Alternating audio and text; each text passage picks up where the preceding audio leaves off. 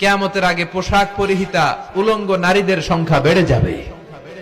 তো কিয়ামতের আগে মারে ভুলে যাবে, মাকে ভুলে গিয়ে স্ত্রীর পেছনে পেছনে দৌড়াবে।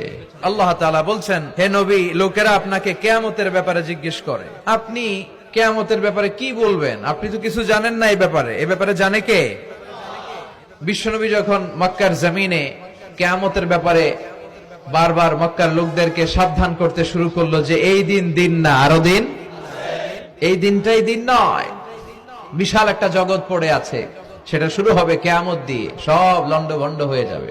তখন লোকেরা বিশ্বনবীর জিজ্ঞেস করতে শুরু করলো, মুহাম্মদ সাল্লাল্লাহু, এই যে তুমি কিয়ামতের কথা বলো, এটা কবে হবে?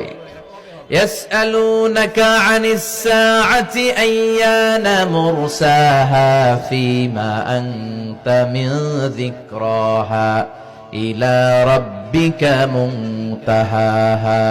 সুবহানাল্লাহ পড়েন। ও নবী, লোকেরা আপনারা জিজ্ঞেস করে কিয়ামত কবে হবে, কিন্তু কবে হবে এটা আপনি কেমন করে বলবেন? এটা তো আপনি জানেন না, গোটা বিশ্বের কেউ জানে না, জানে একজন, তিনি কে? They are asking about the day of resurrection.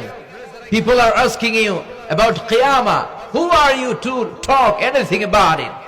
Only Allah has the final word regarding Qiyamah. ও নবী, লোকেরা আপনারা কিয়ামত কবে হবে খালি ধরে জিজ্ঞেস করে, তো এই ব্যাপারে আপনি কথা বলবেন কি করে? এই ব্যাপারে কোনো জ্ঞান তো আমি আপনাই দেইনি। কিয়ামত কবে হবে এটা জানি শুধুমাত্র আমি আল্লাহ। চিল্লায় বলেন ঠিক কিনা?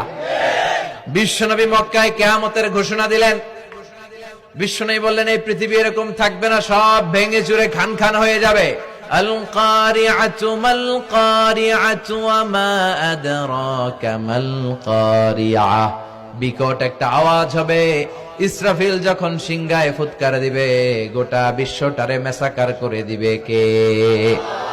আবার বিশ্বনবী শোনাতে লাগলেন, ইদা জুলজিলাতিল আরদু জিলজালাহা ওয়া আখরাজাতিল আরদু আসকালাহা। বিশ্বনবী বললেন, সেদিন পৃথিবীটা কেঁপে উঠবে, মহা ভূমিকম্প হবে। জমিনের ভেতরে যা আছে, তেলের খনি, গ্যাসের খনি, স্বর্ণের খনি, সবকিছু জমিনটা বমি করে বের করে দিবে। আবার বিষ্ণু বলতে লাগলেন, ইদা রুজ্জাতিল আরদু রাজ্জাও ওয়া বুসাতিল জিবালু বাসসা। সুবহানাল্লাহ পড়েন। জমিনটা কেঁপে উঠবে, পাহাড়গুলো ভেঙে চুরে দুমড়ে মুচড়ে যাবে, গোটা বিশ্বটা কেঁপে উঠবে, সাগরের বুকে দাউ দাউ করে আগুন জ্বলবে। সেই দিনটা হচ্ছে কিয়ামতের দিন। বিশ্বনবীর মুখ থেকে বারবার বারবার বারবার এই কিয়ামত কিয়ামত শুনতে শুনতে কাফেরদের মনের ভিতরে ভয় ঢুকে গেছে। কাফেররা মনে মনে কয়, এই মুহাম্মদের তো কোনোদিন মিথ্যা কথা বলতে শুনি নাই। শুনছে? বিশ্বনবী ওনার পুরো জীবনে একটি মিথ্যা কথা বলেছেন, একটি অসত্য কথাও তিনি বলেছেন। ওদের মনের ভিতরে ভয় ঢুকে গেছে, কিরে মুহাম্মদ যা বলে তাই তো হয়।